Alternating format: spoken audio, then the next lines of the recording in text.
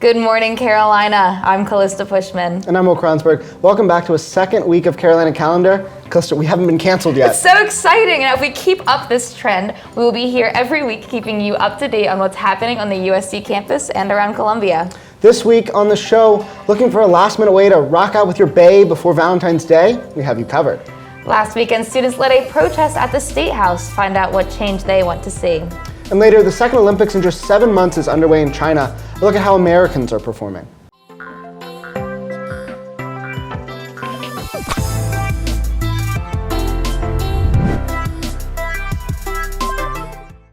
Callista, I hear you have the scoop on a little music nearby this weekend. Give us our first event. Yeah, our first event, Imagine Dragons, are coming to Colonial Life Arena tomorrow, February 10th. Not 10th, oh my goodness, 12th, I'm behind. There you go. Tomorrow, February 12th at 7 p.m. It is a part of their Mercury World Tour that started last week in Miami, Jacksonville, and Raleigh. Now, the thing with this event, it is my boyfriend's very first concert. I specifically picked it way back in November. So it is going to be a great show if it's worthy of being somebody's first concert experience. His first concert in general, or first concert since COVID, or what? Just in general. So wow. Very, very big milestone about to happen. I saw Imagine Dragons back my sophomore year of high school, so a couple of years ago, and it was one of my favorite shows to date, so that was a safe bet. Very important, very fun, just like Cake Decorating, hosted by Gamecock Entertainment and Carolina Productions. It's from 6 to 8 p.m. next Wednesday, February 16th, in the Rush House Ballroom. And Callista, the biggest perk of all, you can have your cake and eat it too. That's my favorite part. I mean, the decorating's fun and all, but getting to eat some cake, you can't go wrong with that. I'm a little bit of an amateur baker, cupcakes, cookies, brownies. I've only attempted cakes 2 or 3 times. And they were okay, but I will say my decorating skills are not quite up to par. Well, the best part is that even if you're good at decorating or god awful, it's delicious no matter what. That's true. It is cake after all.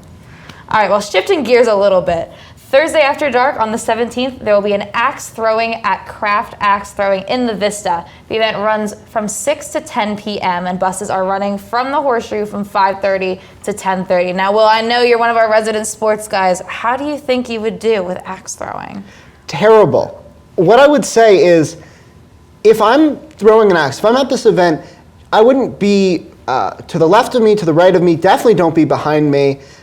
You might actually be safest if you're standing right in front of me, because the moment I try to go throw that axe, there's no way it goes far. There's no way I hit the target. 0% Okay, well, I will bear that in mind if we go together. I mean, you're probably not going to be around me either. I mean, good reason why we're here with cameras and not, or we stay behind the camera. SGTV should avoid sharp objects. Yes, at all times.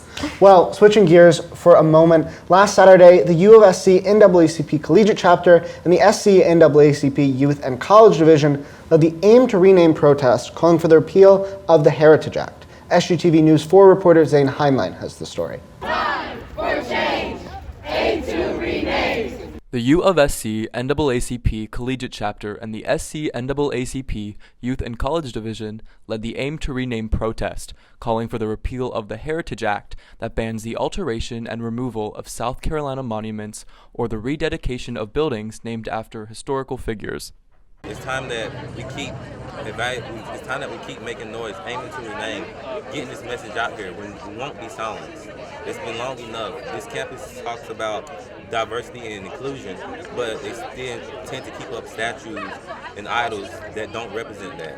They're basically just going against their own words. It's time for a change. It's time to aim to rename.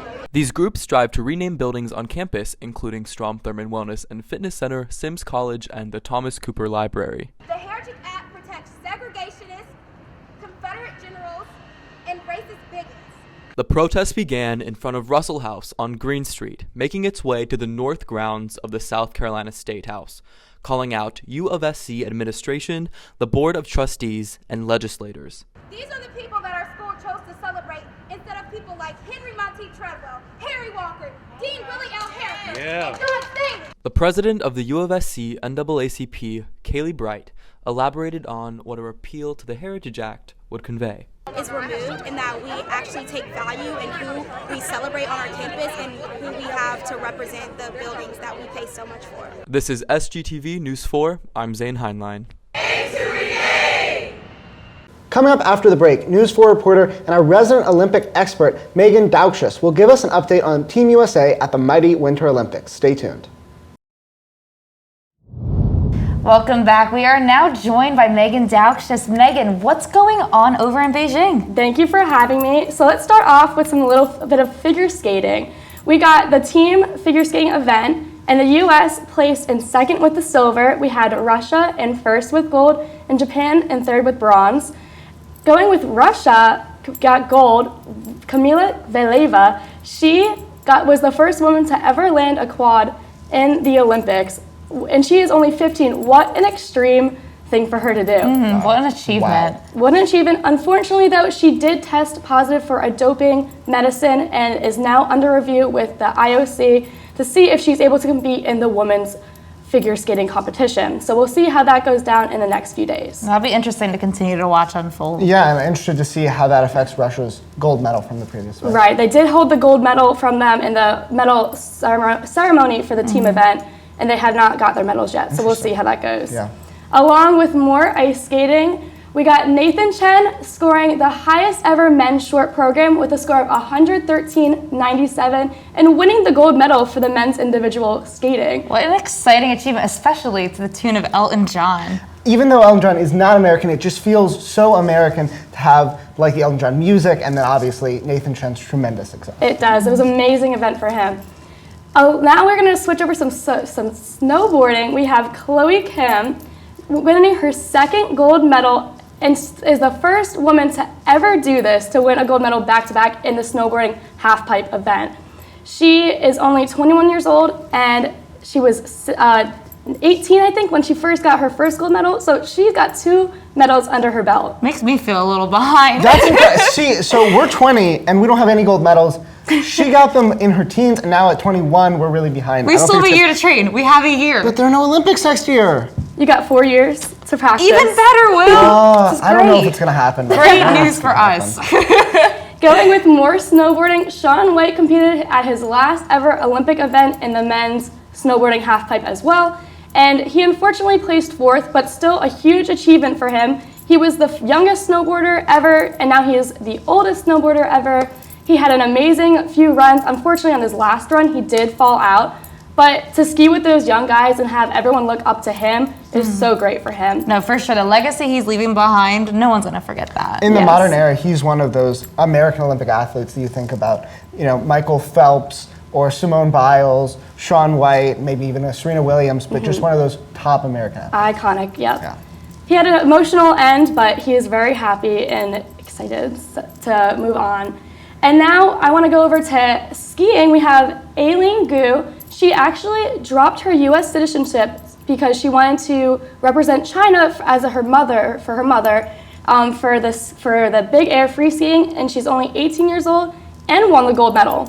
So what an amazing event for her. And a beautiful thing to do. I mean, like, whatever country you're going for, the Olympics really just brings everybody together. It so does. Exciting to celebrate success stories like that for everyone. And now, moving on, I have more skiing for you. We got our first gold medal, and that was won by Lindsay Jacob Ellis. She won the snowboard cross event, not skiing, and she got gold for Team USA, and she's been competing since 2006, so just as long as Shaun White, and she got the gold.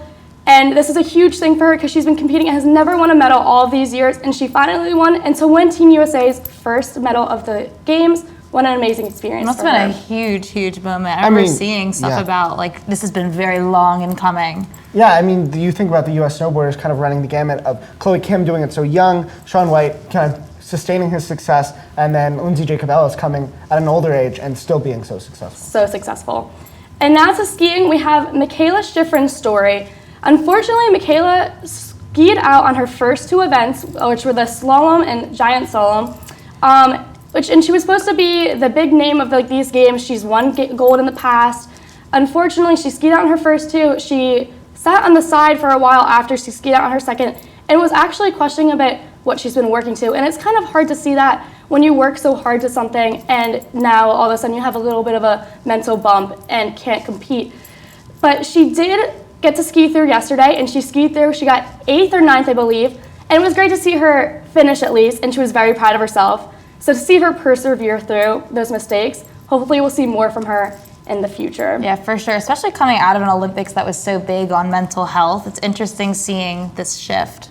I think mental health is becoming a big theme in the Olympics, and of course it's about, getting those golds, those silvers, but it's also about pushing through, whatever you're going through, just to have success. And seeing her get out there, and 8th or 9th is fine because we saw her just be able to carry through the event. There's so much pressure on these athletes being called the greatest of all time and the best of the best, and it's just hard for them when they can't hold up to those standards. And you have to know they're human too.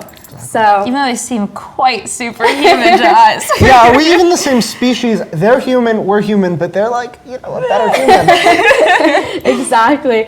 And I'm going to end us off with the medal count today. So from last night, we have Germany in first with with 7 gold, and they have 11 medals total. Norway is in second with 6 gold, 14 medals. Netherlands is in third with 5 gold and 10 medals, and we have Team USA in 6th with 4 gold medals and 10 medals total, and hopefully we'll see them earn a few more. We'll get there. We're in 6th. We don't have to dominate every Olympics. Exactly. But hopefully we will put a few more to our name and start to pass some of those. There's a European few countries. things looking forward, and hopefully we will win those events. Well, thank you so much for joining us, Megan. Thank you. Coming up, a look at our weekend weather in Carolina. Great news for the Midlands this weekend. We're staying dry not only through Sunday, but all the way until next Thursday. Highs reach into the 70s today and tomorrow, but expect temps in the 40s and low 50s into next week. But despite the colder temperatures coming up, the dry conditions to begin the week likely mean there will not be a repeat of last month's snowstorm for the rest of this winter. Sorry to let you guys know. Now, we would normally show off some adorable pups, but sadly, today, Will and I have to cut the show short to go work on some special coverage coming at you next Monday and Tuesday, so stay tuned for that.